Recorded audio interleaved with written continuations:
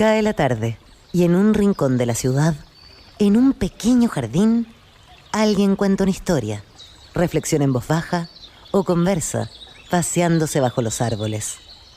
Es hora de volver a casa, bajar la velocidad y darle tiempo al tiempo. Christian Warnken nos abre la verja de su jardín para que respiremos aire puro y oxigenemos el espíritu. En Pauta, aquí comienza Desde el Jardín. Una presentación de Fundación Irarrázaval, desde 1920, al servicio de la educación, humanismo y técnica. Lo esencial de toda exploración será volver al propio jardín y ver las cosas por primera vez. Queridos y queridas radiovidentes que nos están escuchando o viendo tal vez en Antofagasta, en Temuco, en Valparaíso, Viña del Mar o Santiago, los que nos siguen por pa.cl o incluso en Spotify, les doy una fraternal bienvenida a este Mi Jardín. Y hoy día, como casi todos los lunes, voy a cruzar, como ustedes saben, desde mi jardín al patio de la escuela. Y eso es lo que estoy haciendo en este momento, cuando empiezo a sentir el sonido de las campanas y de los niños. Es la vibración pedagógica, toda la energía que viene desde la escuela. Y cada vez que cruzo a la escuela, me encuentro con ella, con su espíritu, con su presencia viva. Me refiero a nuestra gran Gabriela Mistral. Muchas de las cosas que hemos menester tienen espera, el niño no. Él está haciendo ahora mismo sus huesos, criando su sangre y ensayando sus sentidos. A él no se le puede responder mañana, él se llama ahora. Él se llama ahora, el sentido de la urgencia pedagógica que tenía Gabriela Mistral y que sigue siendo una idea muy importante, muy clave para quien dedica su vida a la educación. Y siempre rescato algunos fragmentos del pensamiento pedagógico de Gabriela Mistral. Es ahí donde alcanzamos algunas de las cimas de su prosa, de su genialidad, de su profundidad filosófica, estética, poética y desde luego pedagógica. Voy a seleccionar algunos fragmentos. Vivir las teorías hermosas, vivir la bondad, la actividad y la honradez profesional, dice Gabriela Mistral. Esta idea tan interesante de que las teorías hay que vivirlas, sobre todo las teorías hermosas, las teorías hay que encarnarlas, vivirlas, no son abstracciones que estén en otra dimensión. Luego afirma en otro pensamiento, amenizar la enseñanza con la hermosa palabra, con la anécdota oportuna y la relación de cada conocimiento con la vida. Para Gabriela Mistral siempre fue fundamental la palabra viva, la palabra hermosa, la palabra que agrega y carga de sentido, no la palabra muerta, ¿no? Pero también esta relación íntima entre conocimiento y vida, nunca un conocimiento que se quede en la abstracción, en la lejanía de la realidad del alumno y también del profesor.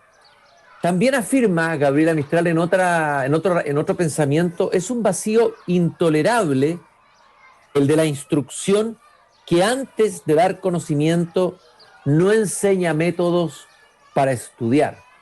En eso Gabriela Mistral es una adelantada. Hoy día claramente hay mucho más conciencia que en su tiempo de que un profesor no es solo un locutor que transmite una materia, no es alguien que dicta una lección, como en el medioevo, de ahí viene la palabra lección, del lector, que era el que leía la lección, el lector medieval, ¿no es cierto?, en las universidades medievales, sino que es alguien que primero tiene que entregar métodos para estudiar. Gabriela Mistral, y les recomiendo leer su pensamiento, a quien se interese por la pedagogía, busquen los libros donde está la antología del pensamiento pedagógico de Gabriela Mistral. Nos vamos a encontrar siempre con algún hallazgo, con algún regalo, con algún vislumbre de lo que es la verdadera y la buena pedagogía.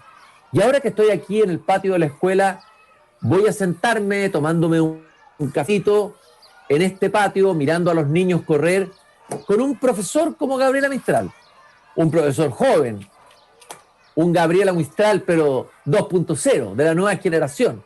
Él es Rodrigo León, profesor de castellano del Colegio San Felipe Diácono de Calera de Tango, del cual directivo.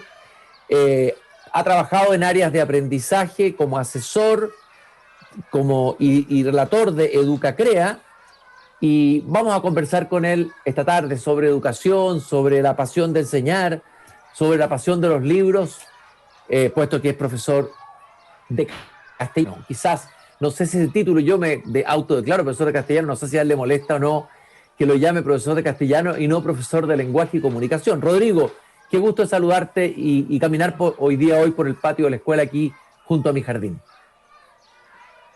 Hola Cristian, un tremendo gusto poder compartir contigo en este espacio. Agradezco mucho la invitación y no, me cae muy bien el nombre profesor de castellano, es lo que dice mi título.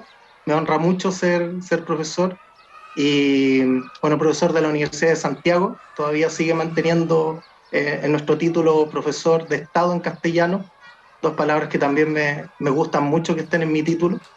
Y que hablan del compromiso que tenemos los docentes con el desarrollo de la lengua, pero con el desarrollo integral también del estudiante. Oye, Rodrigo, sí, muy bonito, ¿no? Profesor de Estado en castellano, tiene una solidez, una resonancia, el profesor de educación pública, aunque no esté en educación pública en un sentido público de la educación, por un lado, el amor por el idioma, el castellano, nuestro idioma, ese amor que también profesaba Gabriela Mistral. Siempre les pregunto a los profesores, y me lo he preguntado yo mismo, ¿en qué momento tú te encuentras con tu vocación? ¿Cuándo te llama tu daimon pedagógico, para usar la palabra socrática, ¿no? ¿Cómo aparece en tu vida la educación? Fue bien natural. En mi caso, yo soy hermano mayor y una de las cosas que siempre me ha gustado es poder enseñar cosas desde chico, enseñarle cosas a mis hermanos, a mis primos, después también en el colegio a mis compañeros, y de a poco me fui dando cuenta y conociendo lo que significaba esta bonita, compleja, pero muy, muy bonita labor de educar, de enseñar. Me hizo mucho sentido cuando llegué a la enseñanza media, que era mi camino, que era lo que me gustaba, compartir con otros, acompañar a otros. Creo que cuando me fui dando cuenta que eso era lo que más me realizaba como persona, encontré este camino del educar y me encontré también con la literatura. Me gustó mucho la enseñanza media y por lo mismo fue muy natural tomar este camino de enseñar pedagogía en literatura, en lengua. Rodrigo, dijiste bonita y compleja. Tú vislumbraste ahí sobre lo bonita. ¿Por qué compleja y por qué hoy es tal vez más compleja? Uno tendería a pensar eso. Tal vez siempre ha tenido complejidades en distintos momentos de la historia el hacer pedagogía, pero ¿cuál es la complejidad de la pedagogía hoy para ti? La complejidad es que yo creo que ha sido siempre. Puede ser que hoy día tengamos mucha más conciencia los docentes de esas ideas que manifiesta Gabriela Mistral acerca de lo importante que es comprender al estudiante, de entregarle herramientas, que lo que estamos enseñando nosotros es un apoyo para que los estudiantes sean los protagonistas de su aprendizaje. Y eso lo hace complejo porque significa empatizar mucho con los estudiantes, conocerlos mucho, uno prepararse también mucho, estar muy atento a las nuevas pedagogías, a las estrategias que pueden tener mejor impacto en el aprendizaje de los estudiantes. Eso lo hace complejo porque los profesores nos tenemos que llenar también de muchas competencias, no solamente la especialidad, sino también cómo trabajar con adolescentes, con niños, cómo apoyarlos en su proceso. Si no somos capaces de vincularnos y conectarnos con los estudiantes, los aprendizajes no van a aparecer o no van a aparecer de calidad. ¿Y cómo se consigue eso de escuchar al adolescente, colocarse en su lugar, empatizar con él? ¿Qué es lo que has aprendido tú en tu propio desempeño como profesor? ¿Cómo se logra eso? Porque uno le puede decir eso a muchos profesores, pero muchos probablemente no van a tener herramientas o no están o fueron educados o formados de otra manera que esa, de la dirección que tú estás señalando ahí. ¿Cómo se hace ese camino? Yo creo que parte desde la experiencia propia del docente como estudiante. Tuvimos el mismo camino que nuestros estudiantes en el colegio, en el liceo, en la universidad, y viene para mí de esa pregunta de cómo me gusta o cómo me hubiera gustado que me enseñaran. Cómo me gusta o me gustaría que fueran mis profesores.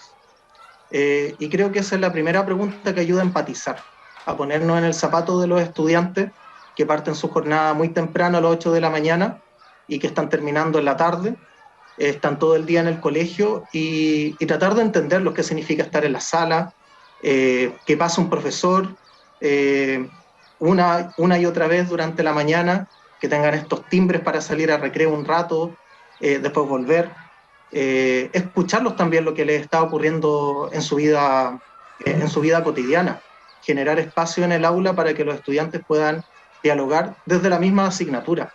De la frase que tú mencionabas también que extraes de Gabriela Mistral, el mundo tiene que ingresar a la sala de clase. Y ese mundo no solamente lo traemos los profesores, sino que también lo traen los estudiantes. Y desde ahí escuchar desde sus intereses, sus pasiones, lo que ellos hacen, desde ahí poder comprender la etapa que están viviendo.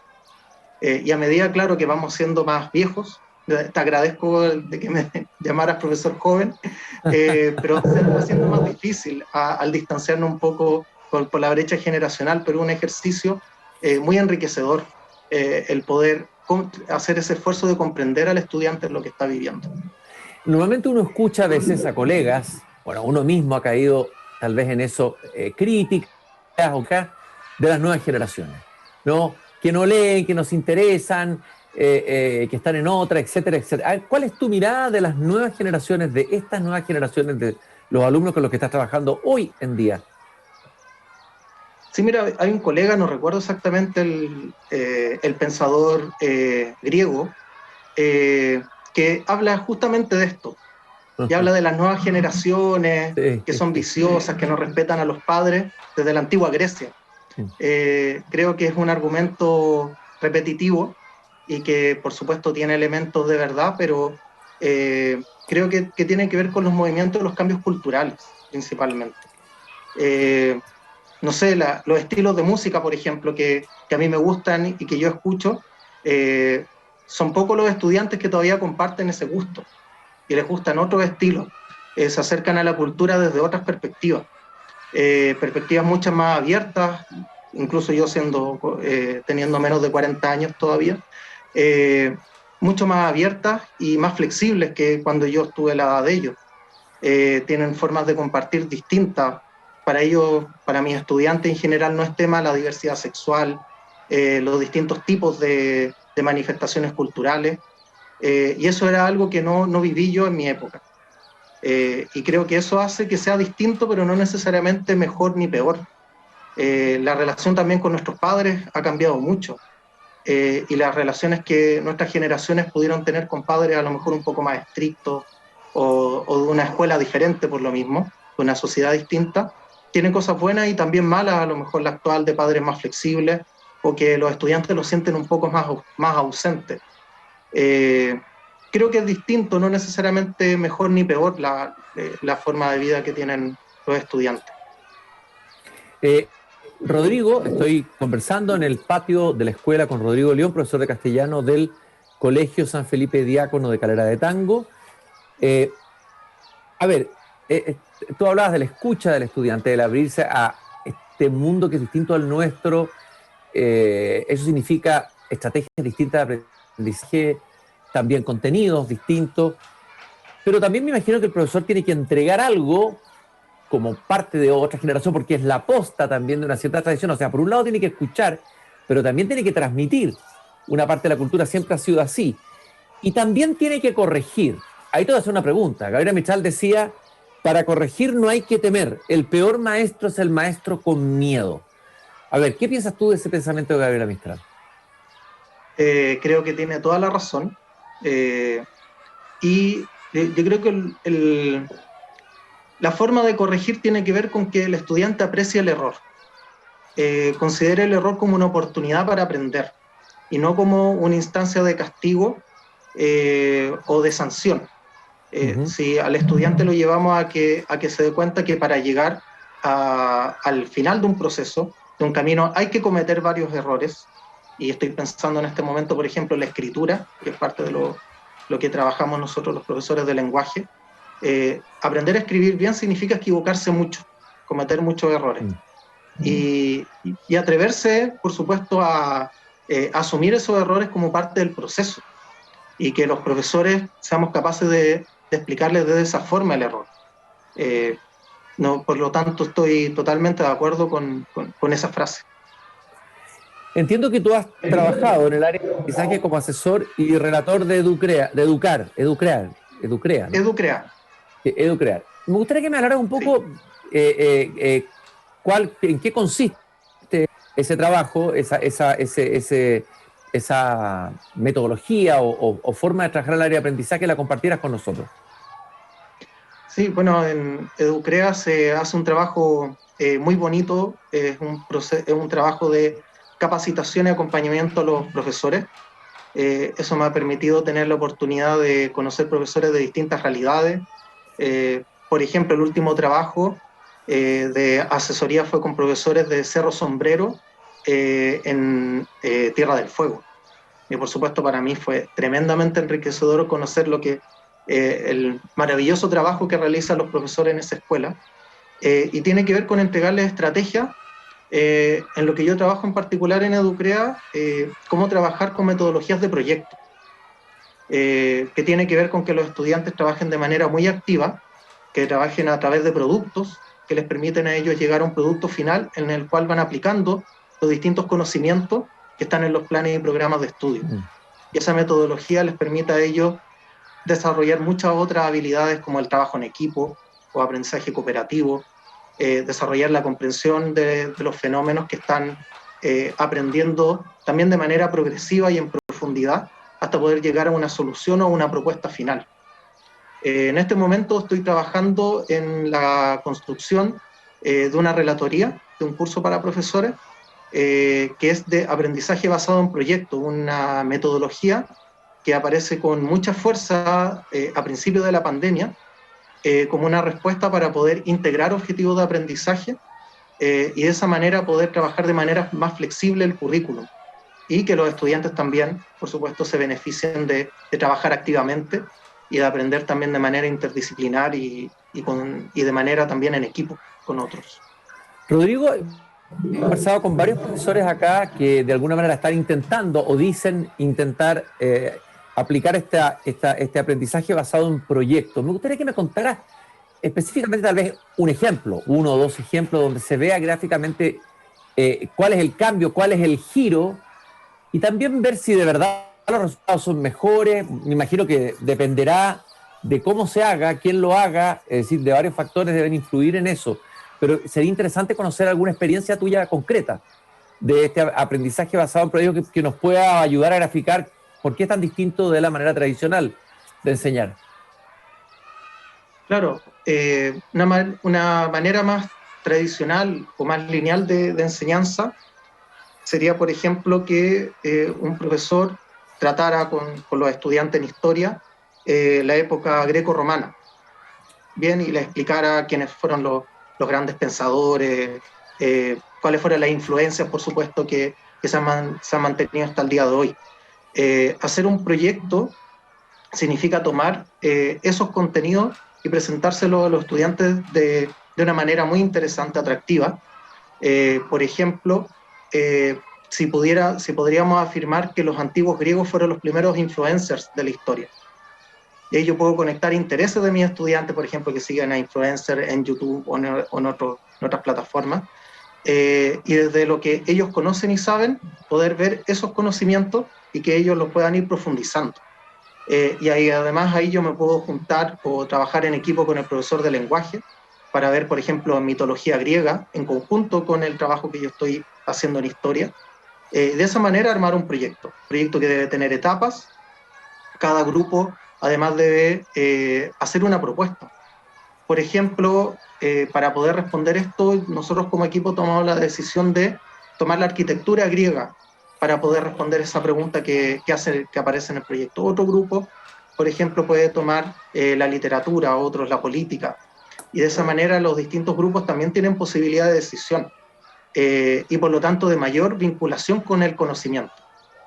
Uno de los grandes motores del aprendizaje basado en proyectos viene de un diagnóstico que se hace ya por ahí por los años 50, es muy antigua esta metodología, en la que se ve que los estudiantes tienen una baja motivación frente al aprendizaje, no se vinculan y solamente son receptores del conocimiento. El aprendizaje basado en proyectos busca que sea todo lo contrario, que el profesor logre identificar esos elementos que pueden vincularlos con los conocimientos, con la realidad, con el mundo, y desde ahí trabajar los conocimientos. Pareciera ahí que uno podría pensar, ¿no es cierto?, si fuera mal pensado, desde la sospecha que el profesor ahí la tiene más fácil porque tiene que trabajar, ¿no?, y es entregarle a los alumnos su tarea. Uno, cuando yo era alumno, a veces uno veía profesores que no tenían ganas de hacer clases. Yo recuerdo uno, que se ponía a leer el diario y nos decía ya, se repartan en grupos, leen el texto y después me hacen un informe. A ver, ¿es tan así? ¿Es verdad que es menos trabajo o al revés? Este tipo de aprendizaje basado en proyectos implica más trabajo de parte del profesor. Sobre todo al principio es mucho más trabajo. Porque yo como profesor, cuando estoy trabajando solo en mi aula, yo tomo todas las decisiones, yo guío todo el proceso de aprendizaje y al final yo mando todo en todas las decisiones que tomo. En el aprendizaje basado en proyectos, trabajo con otros profesores, me tengo que poner de acuerdo con ellos, y son los estudiantes los que guían el proceso. Entonces yo me tengo que poner al servicio de mis estudiantes. Tengo que estar acompañándolos constantemente, tengo que estar monitoreando sus avances, debo ser capaz de dar la ayuda justa, ser capaz de generar los puentes, la mediación para que ellos logren aprender. Por lo tanto, sobre todo al principio, cuando un profesor parte en la metodología de aprendizaje basado en proyectos, mucho trabajo. Después, cuando ya ha tenido práctica, se empieza a hacer un poco más fácil, bueno, como todo.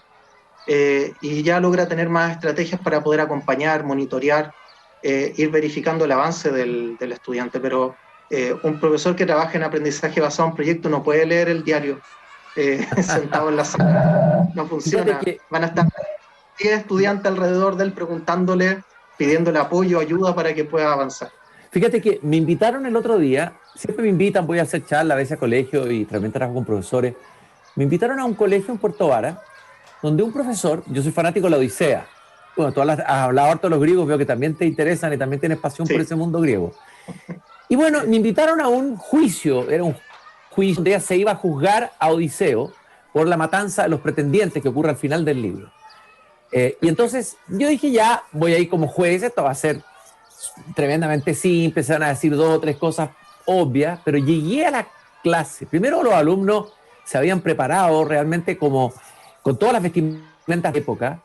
Realmente había un tribunal.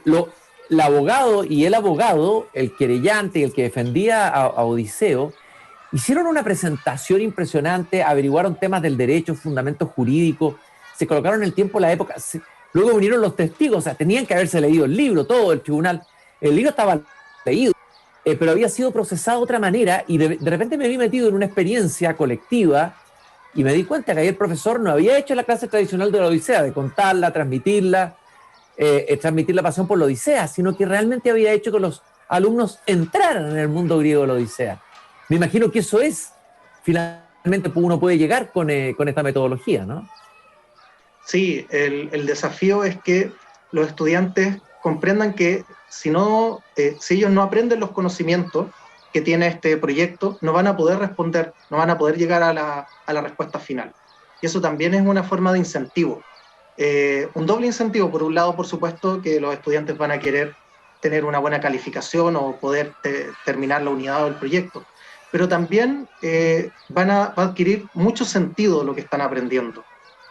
Una de las dificultades que tiene el proceso de aprendizaje para que pueda ser profundo tiene que ver con que los estudiantes no comprendan por qué están aprendiendo. Y sobre todo en el área humanista se puede hacer a veces muy complejo que ellos comprendan por qué están aprendiendo algo. En las matemáticas o en el área de la ciencia es mucho más fácil, esto lo necesitas para la vida. Si no sabes hacer esto, no te vas a poder desarrollar como una persona, ¿cierto?, hábil en el mundo de hoy. pero los conocimientos más culturales se suele ser un poco más difícil, sobre todo con estudiantes más pequeños. Y el aprendizaje basado en proyecto permite que llenar de significado por qué estamos aprendiendo algo en el aula. Rodrigo, como tú eres profesor de castellano, profesor de Estado en castellano, subrayo, me imagino que compartes la idea mistaliana de, ella habla de la pasión de leer, ¿no? Linda calentura como la de los campeonatos, dice Gabriela Mistral. La compara con los campeonatos, no sé, deportivos, la euforia, el entusiasmo que hay ahí. Y me gustaría que me comentara ahí tu experiencia. Yo siempre hablo del placer de la lectura, más que el deber, el placer de leer, la pasión de la lectura, pasión de leer, como dice Gabriela Mistral. ¿Qué experiencias has tenido en eso? ¿Qué experiencias estás haciendo tú como profesor de castellano en esta línea? De llevar la lectura en un momento que pareciera, puede ser a lo mejor una idea hecha. Tú me vas a decir que lo que percibes es que se lee menos o el tiempo se fragmenta más, puesto que tenemos un montón de dispositivos que nos ofrecen información, incluso textos que pueden llevarnos a no leer, a leer, digo, leer una novela, leer un poema, leer gallo. ¿Ah? ¿Alguna experiencia y tu experiencia con la pasión por la lectura en el colegio? Sí, yo comparto esta idea de que los estudiantes no es que hayan dejado de leer, sino que efectivamente se han ampliado mucho los márgenes de la lectura, por los medios masivos, por supuesto, y por los distintos intereses que ellos tienen. Tengo estudiantes que leen y con mucha pasión un tutorial para poder ganar un juego, por ejemplo. E interactúan además con varios tipos de textos hoy día multimodales. Ya por ejemplo, los mismos tutoriales que yo mencionaba. Mi experiencia en la lectura, bueno, también desde otro colegio en el que trabajaba, en el San Juan Evangelista, viene desde generar muchas instancias para que los estudiantes puedan acceder a los libros y a la lectura. Desde los más pequeñitos, lo que veíamos con el equipo de profesores, siempre lo hemos conversado también, tiene que ver con instancias de experiencias muy gratificantes con la lectura. Mientras más pequeños tengan ese vínculo del amor por la literatura, más fácil va a ser, a medida que van creciendo, seguir formándolos en este proceso. Me refiero a utilizar técnicas como el kamichibai, a invitar a papás a que le lean un cuento en el colegio a los estudiantes, a que ellos también le lean a otros compañeros o compañeros de otros cursos, vayan a contarle un cuento a sus compañeros. Ese tipo de instancias muy significativas los acerca tremendamente a los libros. También darles la posibilidad de que ellos escojan, considerar también nuevamente que lo hablábamos, el interés también de los estudiantes a través de encuestas. A través de esas encuestas hemos descubierto también los profesores lecturas muy adecuadas y que les gustan mucho a los estudiantes. Abrirse también a la posibilidad de, en algunos niveles, incorporar lecturas que no sean tan tradicionales o incluso textos no literarios dentro de los procesos, para poder tomar distintos intereses dentro de los estudiantes. Lo último que hemos ido viendo, descubriendo también que es un proceso que lleva harto tiempo, pero bueno, lo hemos visto ahora, tiene que ver con el gusto por el manga y el anime de muchos estudiantes.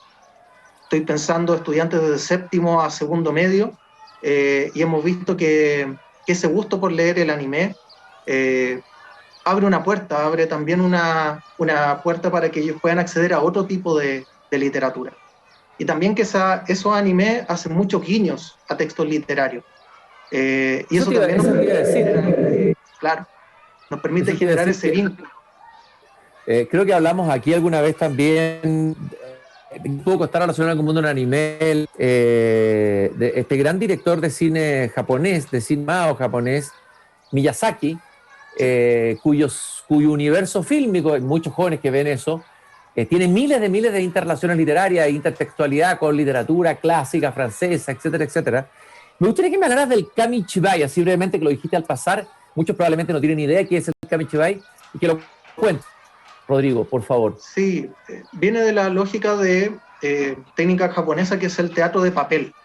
El kamichibai es una especie de escenario, ya de madera, que tiene unas láminas que traen el texto, trae una imagen por delante del cuento y por atrás trae la historia.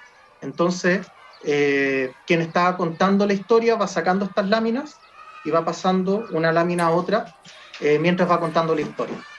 Entonces se genera como un mini teatro con la imagen de fondo de los personajes y se les va relatando y contando este cuento a los estudiantes. Rodrigo, tú trabajas con alumnos de séptimo a cuarto medio, entiendo, o has trabajado dentro de ese rango. A ver, danos un listado personal tuyo. Yo sé que es difícil, estoy presionando así y probablemente una vez se olvida en vivo, pero ¿algún listado de libros que hayan tenido buenos resultados o que tengan buena llegada en las nuevas generaciones de hoy? Libros que probablemente nos están escuchando otros colegas, incluso padres. Una pregunta que siempre me hacen: ¿qué libro le doy a un alumno, a mi hijo de 15 años? Y es difícil. Yo diría La Isla del Tesoro, pero no sé si La Isla del Tesoro hoy día produce la misma pasión que me produjo a mí hace muchas décadas. Si tú te quieres hacer una lista personal, digámonos 6, 7 libros que te resuenen a ti, que puedan ser libros que tengan todavía vigencia y que tengan llegada con las nuevas generaciones. De libros más tradicionales, la mejor experiencia que he tenido con los estudiantes, cuanto al gusto lector, tiene que ver con las novelas distópicas. Siguen teniendo mucha llegada con los estudiantes, me refiero a Un Mundo Feliz, a 1984, Sueñan los androides con Ovejas Eléctricas, que es un libro maravilloso que también me gusta mucho. Ese tipo de novelas todavía se vincula mucho y les gusta a los estudiantes. Otras novelas como El Gran Gatsby también he visto una muy buena llegada, les gusta el mundo que representa, y también, como te mencionaba, atreverse a presentarle literatura un poco más contemporánea. Por ejemplo, Alejandro Zambra tiene muy buenos textos también que le gustan a los estudiantes, aunque un poco más complejo, Bolaños también, algún libro, y tiene que ver también con que los estudiantes sepan que la lectura es muy parecida a la comida, a que yo voy a ir generando distintos gustos, pero para tener gusto tengo que conocer mucho, tengo que probar distintos tipos de libros para también ir generando este gusto lector. Pero eso en general, en mi experiencia, ha tenido una buena llegada con los estudiantes. Gabriela Mistral, por último, decía: cada vez que yo hago una clase hermosa me quedo más feliz que el Miguel Ángel después de terminar el David. Es una exageración, no, es monumental. ¿Cuál es la clase más hermosa tuya que recuerdes? Una experiencia hermosa pedagógica que hayas tenido en tu experiencia, en tu tarea, en tu trayectoria de profesor, Rodrigo. Sí, mira, ahora recuerdo, ya que tú consultabas o hablábamos del aprendizaje basado en proyectos, el término de un proyecto fue hace varios años atrás, antes de la pandemia, que fue con una feria medieval. Integramos lenguaje e historia, y terminamos con esta feria donde los estudiantes hicieron stands, se caracterizaron, diseñaron juegos con personajes de la época, con el señor feudal, el clérigo, el caballero. Invitamos a estudiantes más pequeños de sexto básico para que pudieran jugar con estos juegos. Nos acompañaron también algunos apoderados y fue, más que una clase, claro, fue un cierre de un proyecto, que fue muy bonito. Invitamos en ese momento también a participar del cierre músicos de Calenda Maya, un grupo de ellos nos acompañó. Los estudiantes también pudieron interactuar y conversar con ellos en ese cierre. Fue muy bonito esa experiencia. Bueno, claro, yo creo que hay una nostalgia por la Edad Media que es muy curiosa en las nuevas generaciones. Habría que investigarla, tiene siempre un éxito resonante cuando uno lleva a sus hijos a una feria medieval o cuando uno les abre ese mundo. Rodrigo, yo te quiero agradecer esta conversación, este paseo por el patio de la escuela en esta tarde. Rodrigo León, profesor de castellano del Colegio San Felipe Diácono de Calera de Tango, es directivo también de ese colegio, quien tiene una interesantísima trayectoria en distintas formas, metodologías como el aprendizaje basado en proyectos y otras maneras de hacer una pedagogía viva, una pedagogía como la soñaba desde luego Gabriela Mistral. Muchas gracias, Rodrigo, por haberme acompañado esta tarde aquí en Desde el Jardín. Muchas gracias, Cristian, que estés muy bien, chao. Un gran gusto, un abrazo muy grande para ti y toda tu comunidad educativa. Nosotros cerramos la verja de madera de este jardín y la volvemos a abrir mañana en punto a las 8 de la tarde. Gracias por habernos acompañado esta tarde en Desde el Jardín. Hasta mañana. Es hora de cerrar la verja de madera del jardín. Pero Christian Warnken la volverá a abrir todos los días de lunes a viernes a las 20 horas en Radio Pauta, cuando comience de nuevo Desde el Jardín.